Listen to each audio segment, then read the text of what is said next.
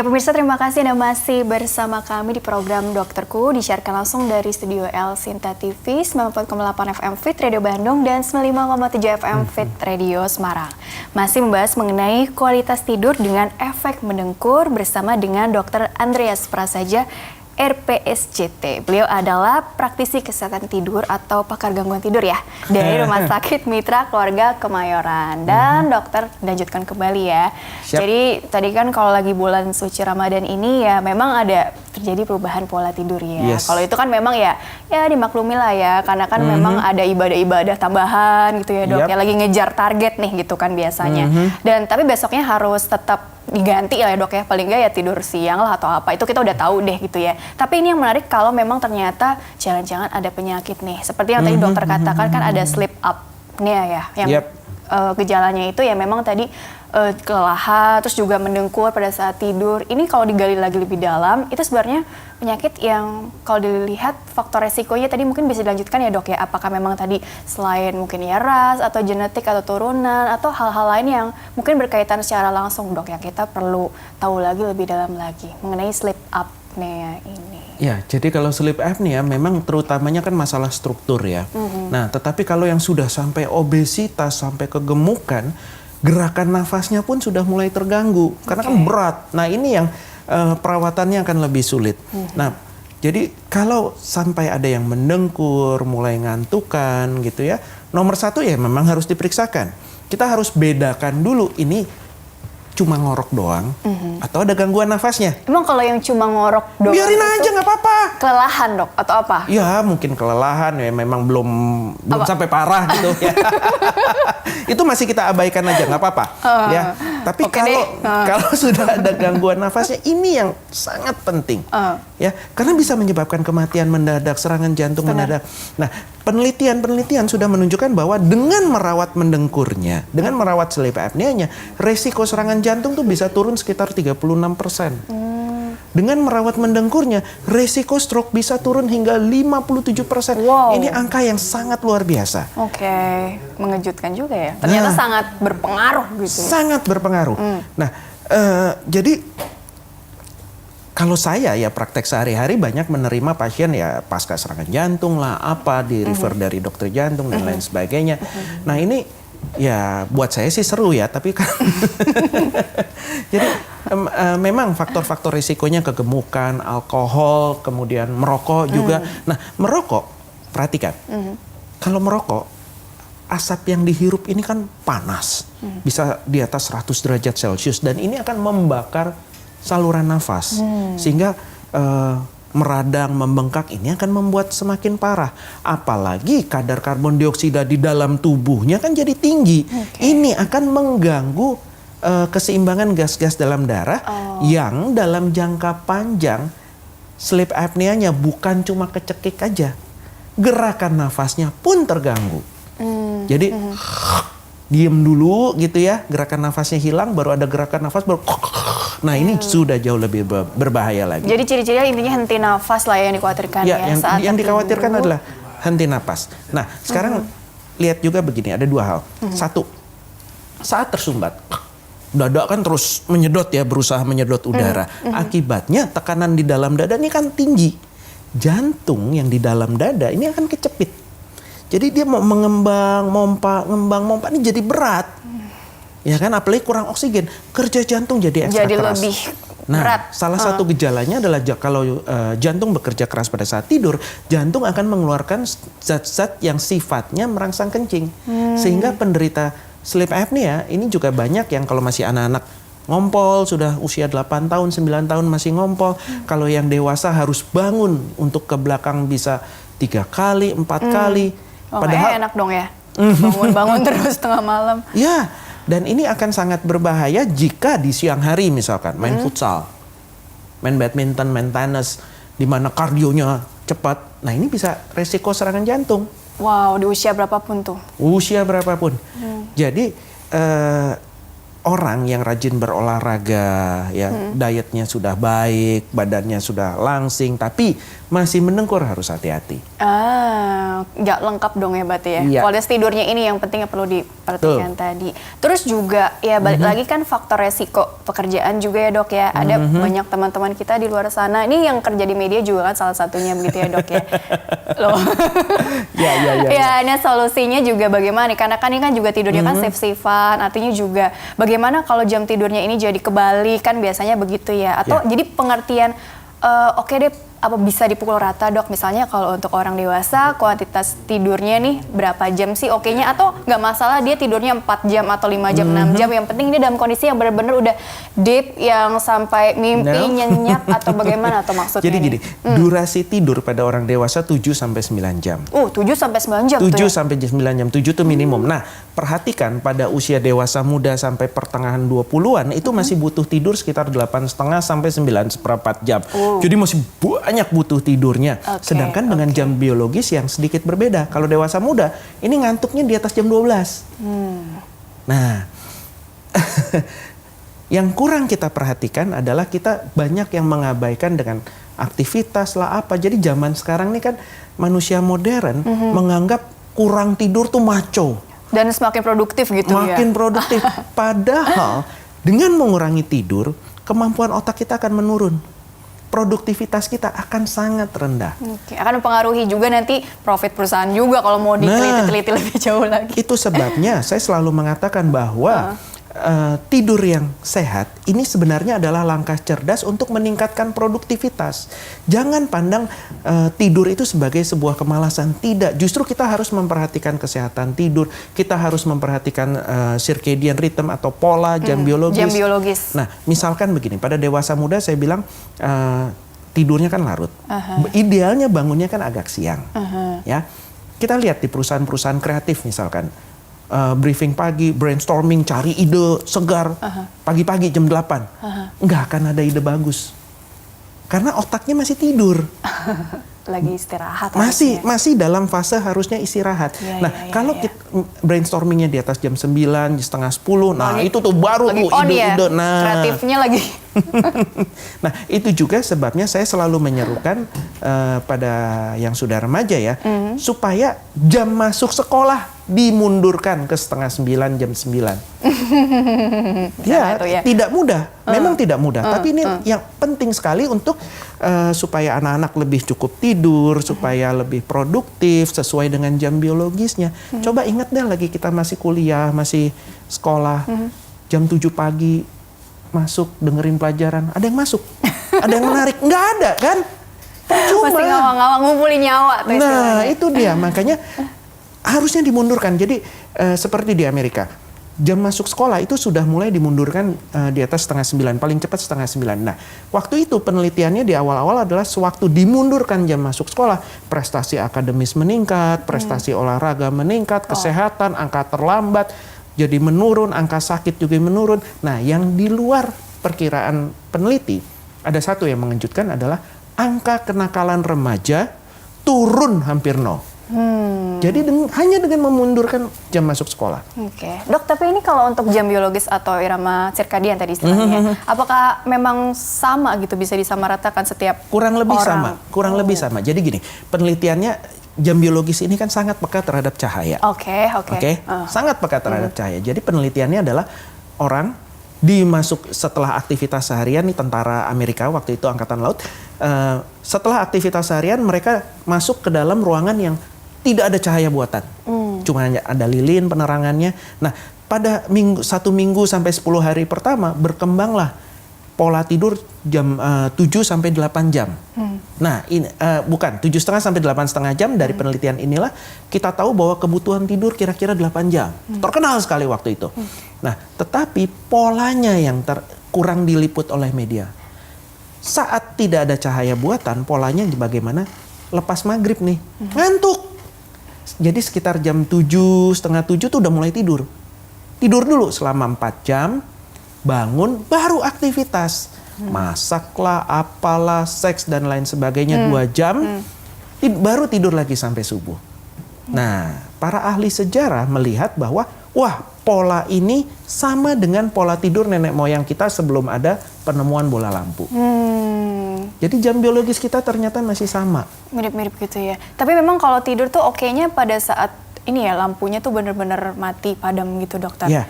Pengaruh ke kesehatan juga atau bagaimana kaitannya nih? Kaitannya begini, begitu kita kurang tidur, begitu tidur terganggu, iramanya terganggu, berat badan jadi naik, wah banyak sekali akibatnya ke metabolisme dan lain sebagainya. Coba ditanya Apa nih? dulu dok. Ada telepon masuk. Oh oke. Coba disapa dulu ya, mudah-mudahan terhubung dengan baik nih. Halo. Halo, Assalamualaikum. Waalaikumsalam Waalaikumsalam. warahmatullahi wabarakatuh. Dengan Bapak siapa? Di mana? Pak Mustafa, Bu. Oke, dari Indramayu ya itu tulisannya. Oke. Oh, Oke, silakan ingin bertanya apa kepada dokter? Langsung saja kalau begitu. Pak Oh, ya. Mustafa. Apa nih, Pak? itu yang menyebabkan tidur mendengkur itu apa, Dok ya? Dan efeknya bagaimana ya? Bapak keluhannya apa, Pak? Suka terjaga, suka bangun-bangun gitu, Dok. Suka apa? Mohon maaf. Terbangun. Suka Kaget gitu. terbangun. Sudah berapa lama? Usia berapa? Usia 49. Dokter ada yang ditanyakan nggak? Langsung aja kalau mau Menurut ngomong-ngomong. orang lain memang mendengkur, Pak. Iya, kadang-kadang aja. Oke. Nah, Pekerjaan sehari-hari apa, Pak? Saya swasta, biasa, Bu. Oke. Oke. Oke, langsung aja kalau begitu ya ya, tanggapannya deh. jadi suka terbangun-bangun ya. Nah, kebanyakan dari kita suka terbangun-bangun ini juga ada beberapa faktor. Pertama yang orang kebanyakan sih memang kurang relaksasi sebelum tidur, tetapi Kurang relaksasi. yang kurang ya jadi sebaiknya sebelum tidur itu kita secapek apapun, selelah apapun kita relaksasi dulu, senang-senang dulu ya, tentu saja yang menenangkan, baru naik tempat tidur. Oke. Idealnya begitu. Ada ritual dong ya yang Ada ritual persiapan tiap tidur. orang beda-beda sih gitu ya. Pokoknya yang bikin dia relax lah ya. Ya, nyaman. yang bikin rileks. Nah, Oke. kemudian yang kurang diperhatikan adalah stimulan-stimulan yang dikonsumsi. Iya. Kafein itu kan ada pada kopi, pada teh, ya, pada coklat. Nah, kalau dikonsumsi di sore hari ya tentu masih akan mengganggu proses tidur di malam hari. Ya, karena kafein itu kan bekerja sekitar 9 sampai 15 jam. Jadi ya jangan ngopi sore-sore gitu kan. Nah, kemudian nikotin itu bekerja sekitar 2 jam. Ya, jadi 2 jam sebelum tidur sudah bagi yang perokok, ya jangan merokok. Lebih baik lagi ya tidak merokok sih. Nah, satu lagi yang lupa adalah ekspos cahaya. Ya, otak jam biologis sangat peka terhadap cahaya, terutama cahaya biru. Nah, karena wavelength-nya ini akan dibaca oleh otak sebagai siang hari. Nah, sumber cahaya biru dari mana? Lampu yang ya kebiruan ya akan lebih nyaman sebenarnya untuk di malam hari ada lampu yang orange, yang kuning gitu. Kemudian dari gadget, dari monitor, dari TV. TV, ada yang nggak bisa tidur kalau nggak dengar suara TV. Ya, suara TV jangan ditonton. Layarnya tuh kan kadang-kadang suka Memancarkan cahaya biru. Nah, zaman sekarang kita ekspos cahaya bisa 24 jam. Konektivitas internet 24 jam.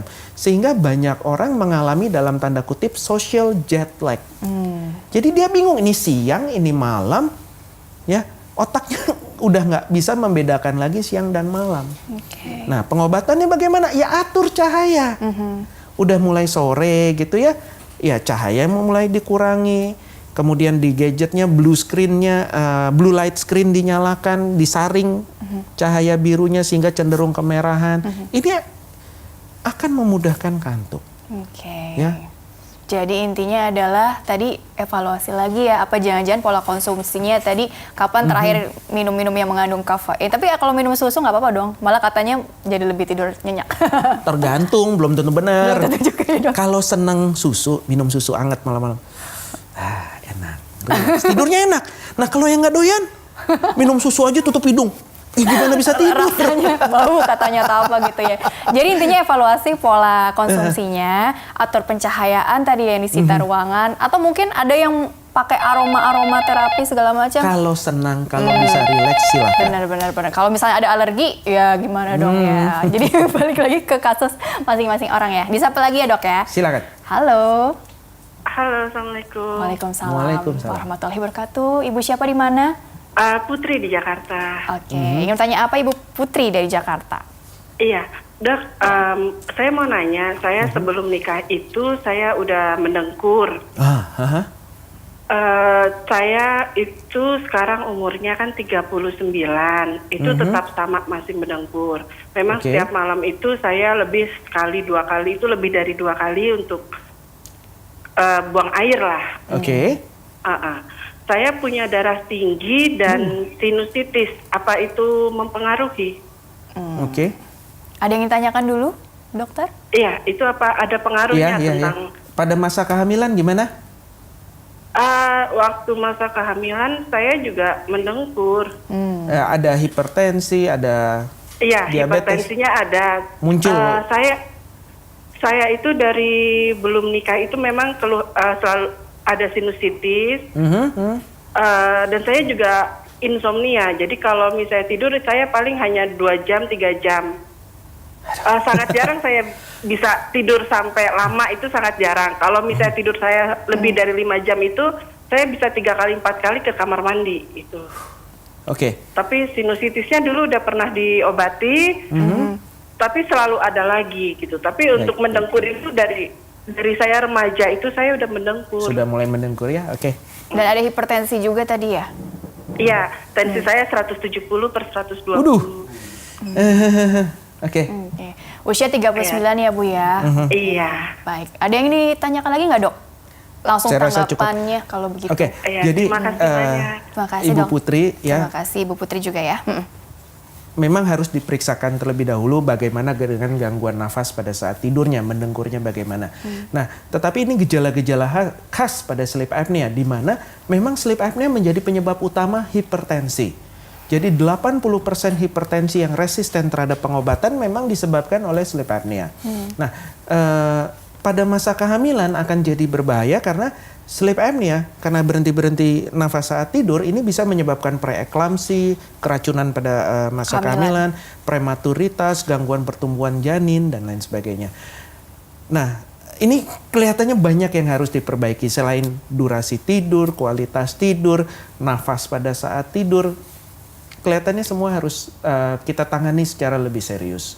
Nah, apakah sinusitis menjadi gangguan atau tidak? Kemungkinan besar ya. Kemungkinan besar ya. Tapi apakah hanya sinusitis saja yang menyebabkan sleep apnea? Tidak, karena sinusitis ini kan pada hidung. Ya, hanya pada hidung. Nah, kalau sleep apnea ini lebih kompleks, dinding belakang, faringnya, kemudian langit-langit mulut, lidah, dan lain sebagainya. Ini harus kita lihat semua. Tapi terutama yang harus kita lihat adalah tidurnya bagaimana. Nah, itu sebabnya yang khas pada pemeriksaan di kami adalah pemeriksaan tidur di laboratorium tidur, di mana kita rekam nih fungsi nafas, fungsi jantung, fungsi otak pada saat tidur. Dari hasil diagnosisnya baru kita bisa tentukan perawatannya apa. Ya mohon maaf, apakah perlu operasi, apakah perlu pembuatan alat oleh dokter gigi, atau menggunakan alat bantu seperti mesin CPAP ya, disambung dengan masker gitu ya. Nah, ini yang harus kita lihat nanti CPAP-nya, settingnya bagaimana, jenis CPAP-nya bagaimana. Ini semua akan kita evaluasi terlebih dahulu. Nah, dari situ nanti kita lihat lagi nih, ya, bagaimana responnya, apakah lebih segar, frekuensi bangun untuk ke belakangnya apakah berkurang, kualitas tidurnya bagaimana, durasi tidurnya apakah semakin panjang. Biasanya sih sangat membantu. Oke, jadi ya mungkin bisa dicoba ya kalau di Rumah Sakit Mitra Keluarga Kemayoran tuh ada klinik khususnya dok untuk sleep disorder ya. Jadi ada rangkaian pemeriksaan. Ya, kami adalah sudah berdiri sejak 2005. Sleep disorder klinik pertama di Indonesia dengan laboratorium tidur pertama di Indonesia. Jadi ya memang pengalaman kami sudah sangat panjang dan pasien memang sangat bervariasi.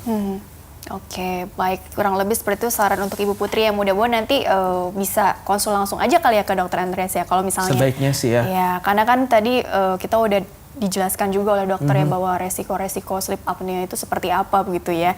Tadi mengancam nyawa juga salah satunya begitu ya dok ya.